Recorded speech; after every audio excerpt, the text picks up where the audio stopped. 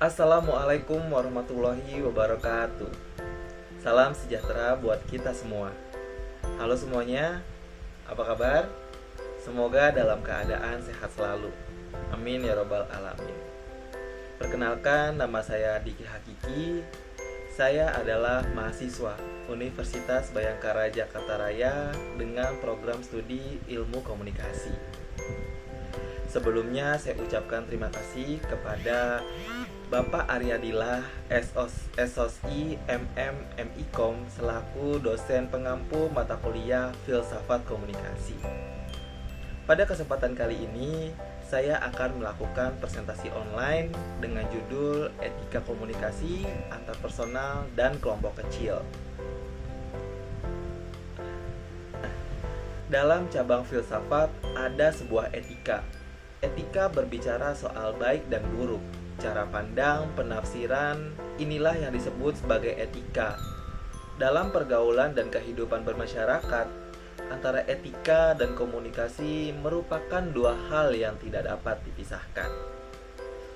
Persoalan etika yang potensial selalu melekat dalam setiap bentuk komunikasi antar personal, sehingga komunikasi dapat dinilai dalam dimensi benar salah, melibatkan pengaruh yang berarti terhadap manusia lain, sehingga komunikator secara sadar memilih tujuan-tujuan tertentu yang ingin dicapai dan cara-cara komunikasi guna mencapai tujuan tersebut. Oke, kita pindah ke slide berikutnya. Nah, manusia pada hakikatnya dalam hidup bermasyarakat akan saling membutuhkan satu sama lain. Kebutuhan itulah yang dapat menimbulkan suatu proses interaksi sosial. Nah, apa sih interaksi sosial ini? Interaksi sosial adalah kontak atau hubungan timbal balik antar atau interstimuli dan respon antar individu, antar kelompok, dan atau antar individu dan kelompok. Pendapat lain dikemukakan oleh pakar yang lain. Mereka juga menyebut bahwa interaksi sosial dalam berhubungan antara manusia yang menghasilkan suatu proses mempengaruhi yang menghasilkan hubungan tetap dan pada akhirnya memungkinkan pembentukan struktur sosial. Interaksi positif hanya mungkin terjadi apabila terdapat suasana yang saling mempercayai, menghargai, dan saling mendukung. Oke, kita next. Nah, kita masuk di komunikasi kelompok. Komunikasi kelompok adalah sekumpulan orang yang memiliki tujuan bersama, yang berinteraksi satu sama lain untuk mencapai tujuan bersama, mengenal satu sama lain, memandang mereka sebagai bagian dari kelompok-kelompok seperti keluarga, diskusi, dan sebagainya.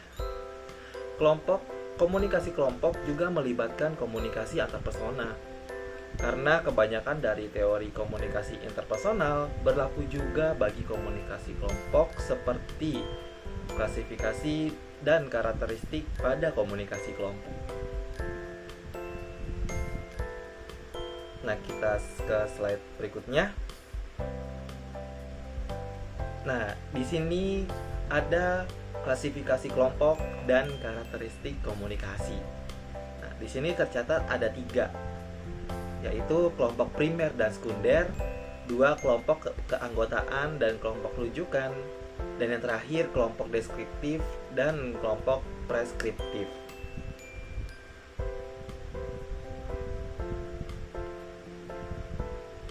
Nah, kita lanjut.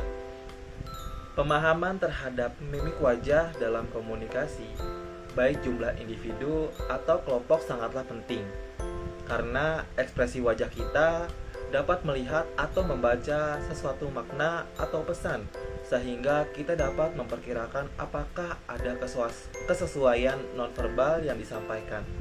Terkadang, apa yang diungkapkan seseorang melalui ekspresi wajah merupakan suatu ungkapan yang jujur, spontan, dan dapat dipercaya.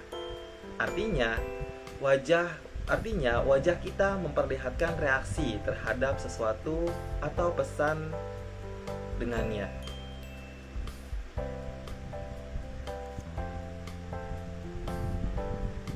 Nah, kita sampai di penutup. Terima kasih atas perhatiannya. Kurang lebihnya mohon maaf. Nah, demikian dari akhir presentasi saya. Semoga bermanfaat untuk kita semua. Assalamualaikum warahmatullahi wabarakatuh.